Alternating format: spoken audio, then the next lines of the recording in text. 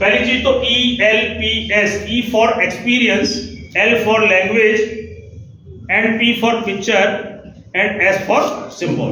पहले मैं natural process से चलता हूं, पढ़ाई तो बाद की चीज है। एक बच्चा पैदा होता है, बच्चा इस संसार में जन्म लेता है, तो उसके लिए केवल वो देखता है और अनुभव ही तो करता है, बोल तो पा ही नहीं रहा है, वो देख रहा है, उसकी आंखें खुली है और देख रहा है, और जैसा तैसा भी उसके दिमाग में जो भी वो सोच पा रहा है, ये हमें भी नहीं मालूम वो क्या सोच पा रहा है, लेकिन वो अभी फिलहाल बोल नहीं पा रहा। वो नई नई चीज देख रहा है, पेड़ देख रहा है, घर देख रहा है, इंसान देख रहा है, जानवर देख रहा है, लेकिन न उसे मालूम है ये जानवर है, न उसे मालूम है ये इंसान है।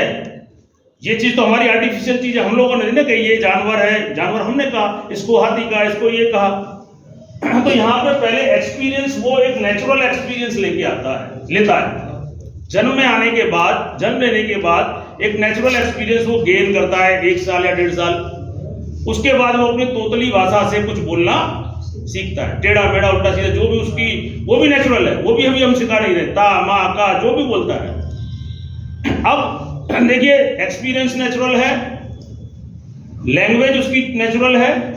अब अब हमारा काम शुरू होता है यहाँ पर कि उस लैंग्वेज को सिस्टमेटिक तरीके से हम उसमें अपडेट करें कि बेटा ये तुम्हारे चाचा हैं, ये मामा हैं, ये गाय है, ये भैंस है, ये कुर्सी है, उसको हम अपडेट करते हैं। फिर बात आती है पिक्चर की। अच्छा पहले तो आप लोग ये बताएं, पिक्चर और सिंबल में आपको कुछ अंतर लगता है क्या? पिक्चर और सिंबल अलग अलग हैं या सेम है? अलग अलग। क्या डिफरेंस है? जैसे पिक्चर चित्र होता है किसी भी चीज का, सिंबल्स में जैसे हम आपकी ये अल्फाबेट आ जाएंगे, अगर हम उसको कोऑर्डिनेट कर रहे हैं, पढ़ा रहे हैं, पिक्चर पिक्चर है और ए सिंबल है। देखिए चित्र, जैसे मान लो गाय है, उसका वो फोटो है, वो नेचुरल है, जैसी है वैसी दिखेगी, वो तो पिक्चर हो गया। लेकिन उस पिक्चर को हम उसके कोड से जोड़ते हैं, ग य भाषा से जोड़ते हैं। ग और य अलग अलग की बात करूं तो ग और अल्फाबेट है, सिंबल है ना, उसको मिला करके हम ब्लेंडिंग करके एक शब्द बनाते हैं, गाय हमारा दिया हुआ नाम है। तो कहने का मतलब ये है, जब उसकी पिक्चर को हम कोड से जोड़ते हैं तो वो जो लैंग्वेज कह लीजिए, अक्षर कह लीजिए, गिनती कह लीजिए, ये सिंबल जो होते हैं ये सिंबल है, और सिंबल का फिर हम उसका डिकोड करते हैं कि इस सिंबल का अर्थ क्या है। जैसे मैंने 1 लिख दिया, ये कोड है। अब 1 क्या है, 1 का अर्थ क्या है? अगर मैं एक पेन ले रहा हूं तो भी वो 1 है, एक मोबाइल ले रहा हूं तो भी वो 1 है, एक पुस्तक ले रहा हूं तो भी वो 1 है। तो पुस्तक, मोबाइल और ये पिक्चर है, और जो 1 में ले रहा हूं वो मेरा सिंबल। तो देखिए सबसे पहले बच्चा अपना एक्सपीरियंस गेन करता है, उसके बाद अगर मैं नेचुरल प्रोसेस की बात कर रहा हूं, फिर वो लैंग्वेज अपने टूटी फूटी नेचुरल जो उसको प्रकृति से मिली हुई है उसके हिसाब से वो लैंग्वेज छोटी मोटी बोलना सीखता है। पिक्चर भी वो अपनी सॉफ्ट मेमोरी में अपने आप देखकर क्रिएट करता है, और उस पिक्चर को हम जो जोड़ते हैं वो हमारा काम है कि ये गाय है या हाथी है, जो भी है। अब देखिए मैं बात करता हूँ, इसी को हम शिक्षा से जोड़ते हैं। अगर मैंने एक टॉपिक लिया है, मान लो मैं ठोस आकृति, बच्चे को कक्षा 2 या 3 का बच्चा है, ठोस आकृति से मैं परिचय कराना चाह रहा हूं, घनाभ से। केवल मुझे आकृति का इंट्रोडक्शन कराना है, घनाभ के बारे में सूत्र नहीं बताने, क्योंकि मैं कक्षा 2-3 की बात कर रहा हूं। तो हम लोग क्या करते हैं, पहले ही उसको दिखा देते हैं, ऐसा नहीं, पहले उसको हमारा एक्सपीरियंस, पहले यहां से चलिए कि बच्चों आपने, अब मैं घनाभ की बात कर रहा हूं तो उसके घनाभ से संबंधित कोई एग्जाम्पल लीजिए। बोले बच्चों आप घर बनवाते हो, ठीक है बनवाते हैं, कॉमन चीज है, बच्चा देखता है, आसपास खुद का बन रहा होता है या आसपास कहीं बन रहा होता है, छोटा मोटा निर्माण कार्य चलता ही रहता है।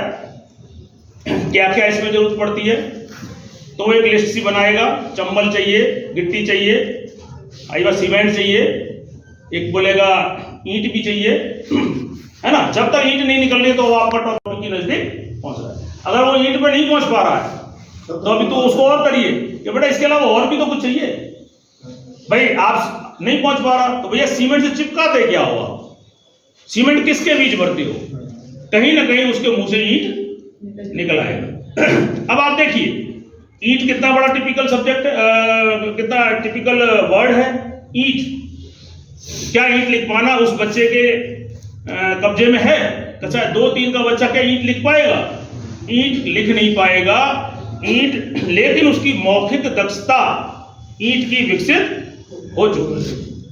ईंट वो फ्लुएंसी के साथ बोल रहा है, ईंट को लिख नहीं पाएगा, ईंट को पढ़ नहीं पाएगा, लेकिन ईंट क्या जो सॉफ्ट मेमोरी में उसका पिक्चर बनना चाहिए, सॉफ्ट मेमोरी में ईंट का पिक्चर है, लाइव वो ईंट को देख रहा है, प्रत्यक्ष रूप से भी देख रहा है, ईंट को उसका बहुत गहरा अनुभव है। जैसे ईंट शब्द आ जाता है, अब बाकी का सबको छोड़ के ईंट पे आ जाइए कि ईंट कैसी होती है, तो वो अपने दृष्टि से अपने अनुभव बताएगा कि चौड़ी होती है, कितनी मोटी होती है, कितनी लंबी होती है, मासा कितनी मोटी होती है, वो उसको बोलने दो। हमें बोलना तो उसको देना ही है, क्योंकि हम भयमुक्त शिक्षा की बात कर रहे हैं। अब डराना तो बच्चे को है ही नहीं, और बच्चा नजदीक आपके तभी आएगा जब वो ज्यादातर बोल पाएगा। ईंट से संबंधित वो अपने विचार उल्टे सीधे जो भी वो जानता है, सही गलत जो भी है, वो आपको बताएगा। उसमें गलत को हटा दीजिए और सही विचारों को उसमें अपडेट करके आप आगे बढ़िए। फिर उससे कहिएगा बेटा ईंट में जो साइड में जो होती हैं ये किनारियां कितनी होती हैं, गिन के बताओ। सब बच्चे गिनेंगे। अगर देखिए ईंट बहुत सिंपल है, हो सके तो लाके रख दीजिए क्लास में, संभव हो तो आसपास कहीं मिल जाए तो, और नहीं तो उससे मिलता जुलता कोई डस्टर या ऐसी कोई आकृति उसको रख दीजिए। बच्चे को उसको गिनने दीजिए, गिनेंगे, कोई 5 बताएगा, कोई 6 बताएगा, कोई 7 बताएगा, कोई 4 बताएगा, 8 तो एक आधी बता पाए। एग्जैक्ट किनारियां जो हैं एक आधी बच्चा बता पाएगा, क्योंकि बच्चा भी बहुत छोटा है। कहीं ना कहीं डायरेक्ट इनडायरेक्ट में आप उसको एज, वर्टेक्स, कोना, मतलब कोना और वो किनारियां और फलक, जैसे उसको उसमें क्या कर रहे हैं आप, उस ईंट को भी जोड़ रहे हैं, गिनतियों से भी जोड़ रहे हैं, अनुभव से भी जोड़ रहे हैं, आप भाषाई दक्षता को भी प्रमोट कर रहे हैं। एक ही काम में कई सारी चीज, डायरेक्ट, इनडायरेक्ट, प्रत्यक्ष और प्रत्यक्ष रूप से कई चीजें उसमें आ रही हैं। उसको जोड़ते हुए आपने एक्सपीरियंस को कहां ले आए, लैंग्वेज पे। ईंट वो बोल गया, लिखने की बात नहीं हो रही है, मौखिक की बात हो रही है। क्योंकि वैसे भी आपको बता दूं, आंगनवाड़ियों में तो किताब आपको लेनी ही नहीं, मतलब ईसीसी जो हमारा प्रोग्राम, उसमें किताब से तो कोई मतलब ही नहीं है। और कक्षा 1-2 में भी किताबों का पहले 8 महीने कक्षा 1 में आपका रेडीनेस है, उसमें भी आपको किताब न्यूनतम उसका प्रयोग करना है। अब देखिए बच्चा कहीं ना कहीं धीरे धीरे ईंट पर आ गया, भाषा पे आ गया। अब आगे चलता है हमारा पिक्चर, क्योंकि वो अच्छी तरीके से उसको जान रहा है, तो पिक्चर तो उसका बिल्कुल दिमाग में, क्योंकि लाइव देख रहा है।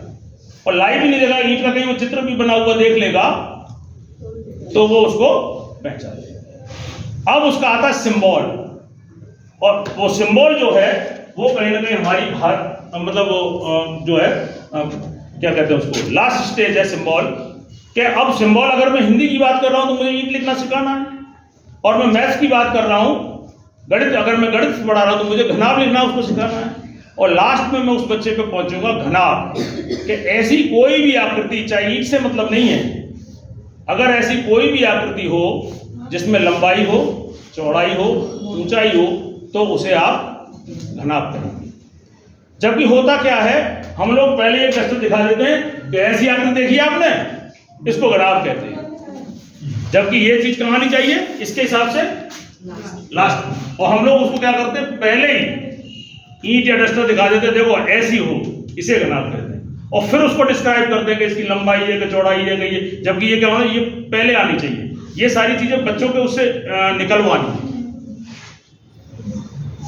इस पॉलिसी में इसी पे जोर दिया गया है कि फाउंडेशनल स्टेज पर आपको बच्चों को अधिक से अधिक सक्रिय करना है।